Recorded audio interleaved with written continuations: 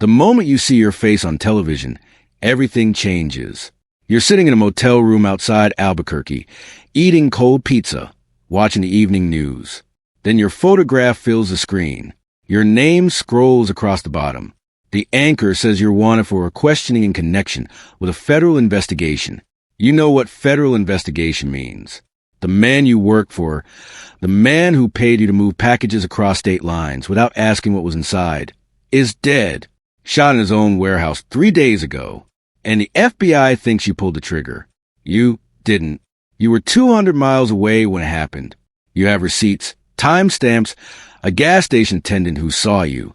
But none of that matters now, because your photograph is on television, because your name is in a federal database, because somewhere in an FBI field office, agents are already pulling your records. You turn off the television. You sit in darkness. The life you had 20 minutes ago is gone. You are no longer a person. You are a target. You are a name on a list, and the list has ranks.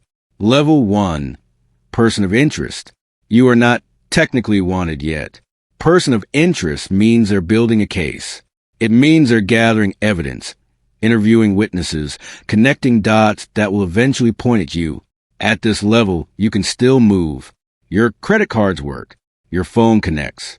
You haven't been charged, which means the full weight of federal law enforcement hasn't been authorized to crush you. But the clock is ticking. You abandon the motel. You pay cash for a bus ticket to Denver, then Kansas City, then Chicago. You're creating false trails. Every bus station has cameras, but cameras only matter if someone knows which footage to pull. You call your sister from a payphone. FBI agents came to her house this morning. They asked where you might go, who you might contact. She tells you to turn yourself in. She tells you this is insane, that you can't run from the federal government. You hang up without saying goodbye. Level 2, wanted for questioning. The news changes the next morning. You're wanted for questioning in connection with murder. Your driver's license photo fills the screen. Wanted for questioning is still not an arrest warrant, but the distinction is meaningless on the street.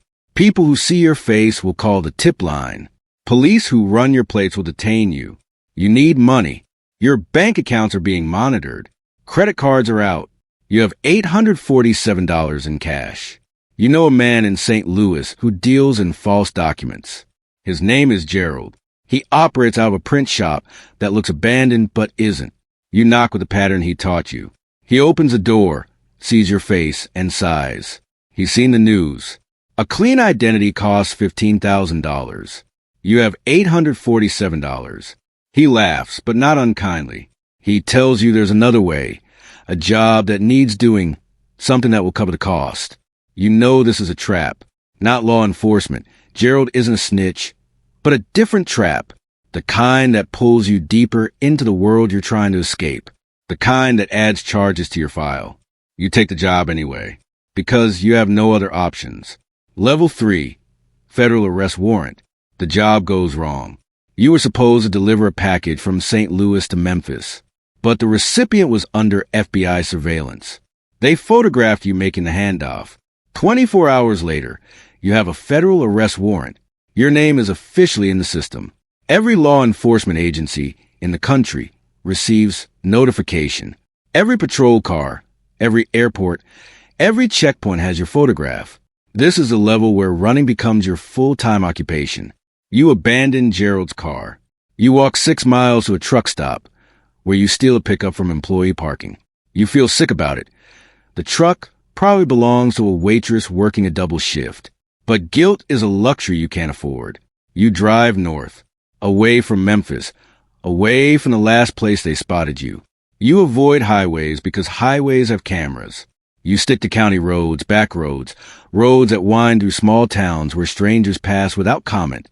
The federal arrest warrant changes everything. Before, you were a puzzle they were solving. Now you're a fugitive they're capturing. Analysts are reviewing your financial history, your phone records, your social media. Field agents are interviewing everyone you've known. Your advantages are limited. You know they're coming. You understand how investigations work. Your disadvantages are overwhelming. No resources, no allies, no safe harbor. Every person you contact becomes a witness. Every hour you spend moving is an hour they spend catching up. Level 4, top 50 fugitives. 2 weeks pass. You're still free. The FBI has an internal list of priority fugitives. Top 50. The people they're actively hunting with dedicated resources. You make the top 50 on day 16. The evidence has grown. They've connected you to 3 additional deliveries. Money laundering, drug trafficking, racketeering. Even without the murder, you're facing decades in prison. Your photograph appears on the FBI's website. The reward is $25,000. $25,000. That's your freedom's price. Not enough for professionals, but more than enough to make amateurs pay attention. Every motel clerk, every gas station attendant is now a potential threat. You change your appearance. Shave your head, grow a beard, gain weight deliberately. You buy clothes that don't fit your previous style. Flannel shirts, work boots, trucker cap. Identity isn't just documents.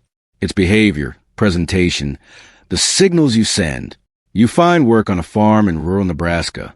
The owner asks no questions, pays cash. You tell him your name is Daniel. You work dawn to dusk, repairing fences, feeding livestock. For 3 months, this works. You're invisible. The FBI thinks you fled to Mexico. They don't imagine you're shoveling manure in Nebraska.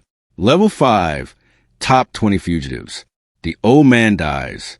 Heart attack in the field. You call 911 because it's the right thing to do, then realize your mistake. Emergency calls are recorded. Your voice is in the system. You run again. You have $4,300 saved, enough to survive for months. But survival isn't living. Every interaction carries risk. Every stranger might recognize you. The FBI escalates your priority. You've been free 6 months. An embarrassment. You move from top 50 to top 20. The reward increases to $75,000. $75,000 changes the calculation. Now there are bounty hunters, private investigators, freelance operatives who hunt fugitives professionally. They don't follow law enforcement rules. They can go places agents can't. You hear about one in a Wyoming bar. A man named Kovac who specializes in federal fugitives. His methods are brutal but effective. He doesn't care about evidence, just capture. You don't know if Kovac is hunting you specifically, but you know someone like him exists. Someone who sees your face and sees $75,000. You stop staying in motels. You sleep in the truck in abandoned buildings, in campgrounds where no one checks ID. You become a ghost, moving through empty spaces where surveillance doesn't reach. Level 6, top 10 fugitives. A year passes. 14 months on the run, longer than 94% of federal fugitives. The FBI is furious. You become a symbol of their limitations. You make the top 10. Your face is everywhere. Local news, true crime podcasts, Reddit threads. The reward is $100,000. $100,000. Life-changing money. The kind that makes strangers study your features, memorize your description, call tip lines with any sighting. You've changed so much you barely recognize yourself. Weight loss from stress. Hair dyed, cut grown back. A beard more gray than you remember. A limb from an untreated injury. Twisted ankle 3 months ago. Couldn't risk a hospital. The FBI's profile has evolved. They know you're intelligent, patient, willing to sacrifice comfort for freedom. They know you avoid cities, technology, anything that creates records. But they don't know where you are. Level 7, top 5 fugitives. 18 months. You're top 5 now, not because you've committed worse crimes, but because everyone below you has been caught. The FBI captures 95% of fugitives within 3 years. You're in the other 5%. The reward is $150,000. You become a story, the one who got away. Your health is failing. Constant stress, poor nutrition, no medical care. Headaches lasting days. Vision blurring. The ankle that never healed has become chronic pain. You consider surrender. Prison might extend your life. 3 meals medical care, a real bed. It sounds attractive when you're hungry and sick and alone. But surrender means life in prison. Surrender means becoming a trophy. Proof the FBI always wins. Not yet. Level 8. FBI 10 most wanted. 2 years and 3 months. You make the list. The real list. FBI 10 Most Wanted Fugitives. Your photograph on posters in post offices across America. The reward is $250,000. $250,000. This is where strangers become hunters, where everyone you meet calculates whether turning you in is worth the money. You see your poster in a rest stop bathroom. Someone printed it, taped it above the urinal. Your face stares back, an old photograph from before this started, when you still look human. The poster calls you armed and dangerous. Technically true. You have a pistol from a burglarized home 8 months ago. You've never fired it. The FBI has assigned a dedicated task force. 6 agents whose sole job is finding you. They've analyzed every sighting, built psychological profiles, geographic profiles, behavioral profiles. And still they can't find you. Level 9. America's Most Wanted. 3 years. You're the subject of television specials, podcast series, documentary proposals. A cultural phenomenon. Every few months, someone claims to spot you. Mexico, Canada, small towns everywhere. Most are false, but each generates headlines. You watch coverage on an old tablet using public Wi-Fi. The things they say are mostly wrong. They've made you more interesting than you are. The truth is simpler. You're stubborn and scared. You're also dying, certain of it now. Headaches have evolved into blackouts, memory gaps, moments where you lose time, vision problems severe enough you can barely read. Your body is shutting down. You make a decision. You won't surrender, but you won't die alone in a ditch. You're going to end this on your own terms. You're going to make them catch you. Level 10, the capture. 3 years for months, 17 days. You're sitting in a diner in New Mexico, near where this started, eating the first real meal in weeks. Eggs, bacon, toast, coffee. You chose this diner because it's visible from the highway, the kind travelers stop at without thinking. You're not hiding anymore. You're sitting by the window, facing the door.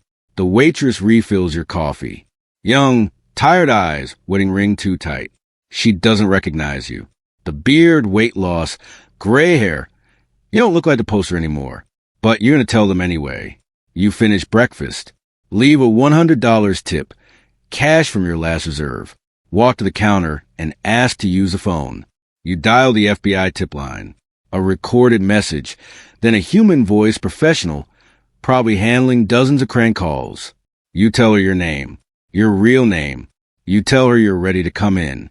You tell her where you are. Silence. Then chaos, voices, typing, someone asking for verification. They think it's a prank, but they're sending units anyway. You hang up, walk back to your table, sit down and wait. First patrol car arrives in 11 minutes. Then another, then unmarked vehicles, SUVs with tinted windows. They don't know if you're armed, if you have accomplices. Maximum threat situation. You stand, raise your hands, walk toward the door slowly. An agent orders you to the ground. You comply, lying face down while hands search you. Handcuffs click around your wrists. This is how it ends. Not a shootout, not a chase. Just a tired man who ran out of reasons to keep running. Level 11, the aftermath. The trial takes 8 months. You plead guilty to everything except the murder. The murder you didn't commit. The prosecution has weak evidence on that charge. They offer a deal. Plead guilty to other charges. They'll drop the murder count. You accept life without parole on trafficking and racketeering. Prison doctors diagnose you within weeks. A tumor, inoperable. The headaches, blackouts, memory gaps. Symptoms of something growing in your skull that will kill you. 18 months, maybe 24. The FBI closes your file. You're no longer the one who got away. You're the one who got caught. The task force celebrates. Commendations given. Careers advanced. But you know the truth. You weren't caught. You surrendered. You decided running was worse than prison. Dying alone was worse than dying in custody. You're in a prison hospital now. The tumor has progressed. Weeks left, maybe less. Headaches constant. Blackouts frequent. You drift between consciousness and something darker. Your sister comes once. Older now, grayer. She doesn't yell, doesn't say, "I told you so." She sits beside your bed and holds your hand, like, When you were children scare the dark, you tell her you're sorry. None of this was worth it. The jobs, the money, the people you work for, it all led here. A prison hospital bed. Dying alone, except for the sister you abandoned. She says she forgives you. You hope she means it. The night you die, you dream about the diner. The eggs, bacon, toast, coffee. The waitress with tired eyes. The moment you decided to stop running. It was the freest you'd felt in years. Choosing surrender, taking control of the one thing you still could. Your file is closed. Your name removed from the most wanted list. Your photograph taken down from post offices across America. You become a statistic, a case number. 3 years for months, 17 days. That's how long you lasted. Longer than most. Not long enough for anyone. The lesson isn't that you can outrun the FBI forever. You can't. The lesson is that running isn't freedom. It's a different prison. One without walls, but also without rest, without connection, without anything that makes life worth living. Every choice has a cost. Some costs compound until they consume everything. You made your choices. You paid the price. The file is closed. The manhunt is over.